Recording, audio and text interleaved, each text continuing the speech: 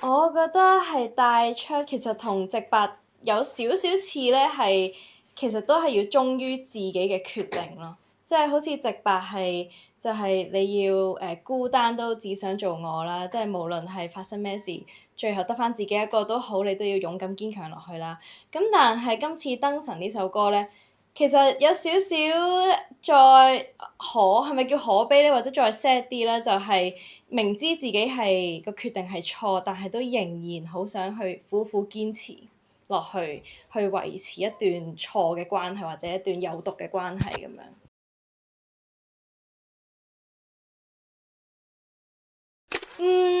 其實我自己係覺得，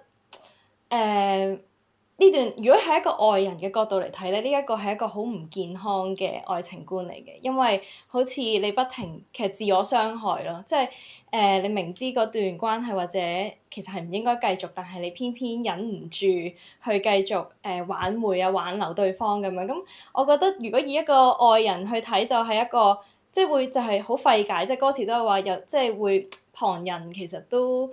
好唔知道點解你要咁樣做啦。咁但係我覺得呢首歌其實俾各位無論女士或者男士們，其實一啲觀眾應該都會有共鳴嘅，就係、其實就係一種控制唔到咯，即係當事人就會覺得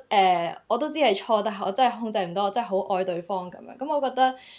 係對於社會嘅唔同人都會有共鳴嘅。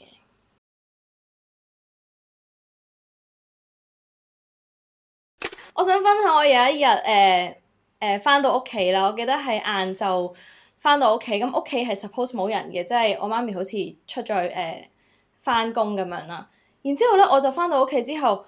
我唔知點解，我以為自己幻聽，我係咁聽到直白咯。然之後我就以為啊，點解會有直白？以為自己幻聽咧，原來我媽咪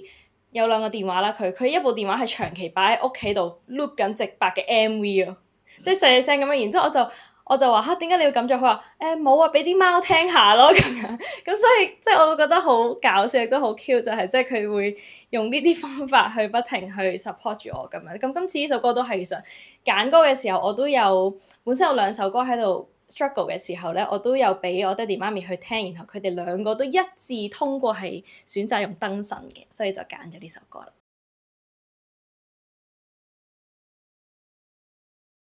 其實 Eric 係我嘅 first pick 嚟㗎，因為我自己好想揾一啲，即係我自己可能比較 I 人社恐啲啦，咁我就好想揾一啲我合作過嘅，即係我一嚟對戲就唔會有嗰種尷尬，或者我唔會緊張咁樣啦，咁就係得 Eric 啦。咁但係當初其實有個小插曲咧，就係 Eric 本身係有工作在身，佢係抽唔到時間啦。咁但係咧，事隔咗一個禮拜之後咧，我都仲未揾到人選，咁佢就有揾我啦。佢就話啊，可能你已經揾咗人，但係咧我而家就得閒翻啦。咁然之後我就即刻，我未揾到人啊！你得唔得啊？咁樣咁就我覺得係一個緣分咯。所以真係一個緣分啊！因為原本我嗰個禮拜咧，佢拍嗰一日咧，我係真係要飛去內蒙 stay 一個禮拜嘅。咁突然之間嗰邊導演佢要啲時間再處理下個劇本，咁我就喺香港啦。咁我同佢講話我喺香港喎，不過我估你揾咗人。咁啊，真係緣分。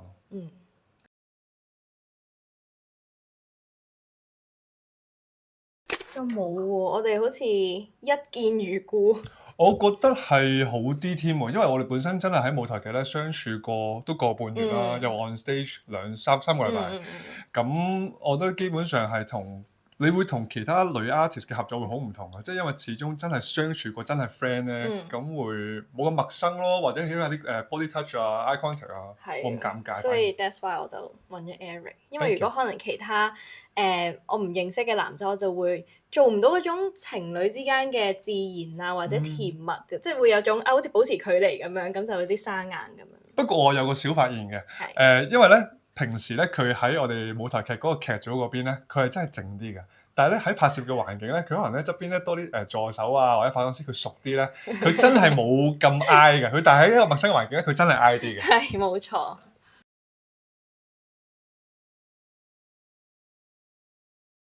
好難忘嘅場面，我覺得啱啱咧，你咩海灘咧，咪要我哋拖住手對望嗰一刻，其實我有少少 flashback 翻去舞台劇嘅，即係我哋無論係譬如嗰陣朱謙 Sir 叫我哋做啲練習咧，咪要我哋對望，然後唔知即係總之乜都唔講嘢，乜都唔做咁樣，然後即係大家有啲交流咁樣，同埋劇情上即係好似都有啲係你即係大家好心情對望咁樣，即係我會覺得啊嗰啲 moment 係有少少 flashback 翻去舞台劇嗰陣。你咁樣講我都有諗翻，因為我哋嗰陣時做過一個 exercise 咧，真係對望好耐，完全唔出聲嘅，淨係用個心交流。咁係一個我哋好難忘嘅一個回憶嘅練習嚟嘅，都流晒眼淚㗎佢都。係啊。